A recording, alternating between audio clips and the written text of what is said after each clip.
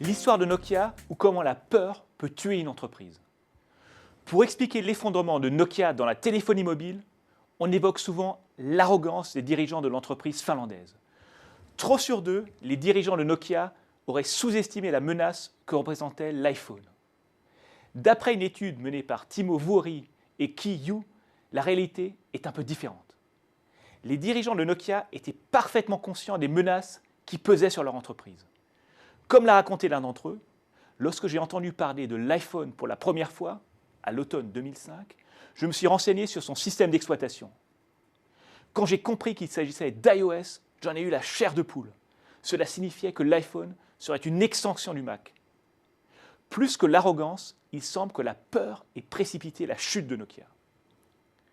Pour rattraper le retard par rapport à Apple, les dirigeants de Nokia ont mis une pression terrible sur leurs collaborateurs.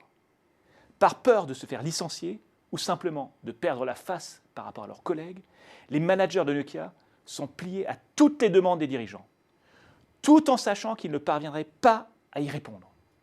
Comme l'a raconté l'un d'entre eux, je me souviens d'une réunion où on nous avait fixé une deadline délirante. J'ai voulu prendre la parole pour dire qu'il était impossible de tenir les délais, mais la perspective de m'opposer aux dirigeants m'a fait paniquer.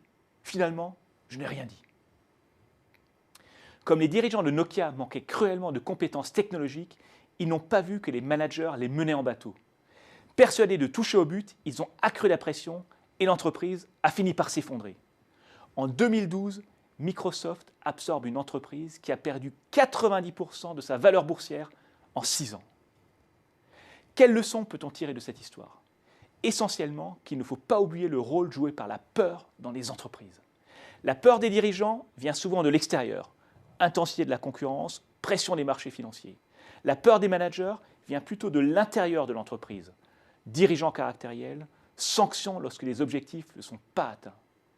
On ne connaît pas encore tous les détails sur l'affaire du Dieselgate, mais il est probable que les mécanismes à l'œuvre chez Nokia l'aient également été chez Volkswagen.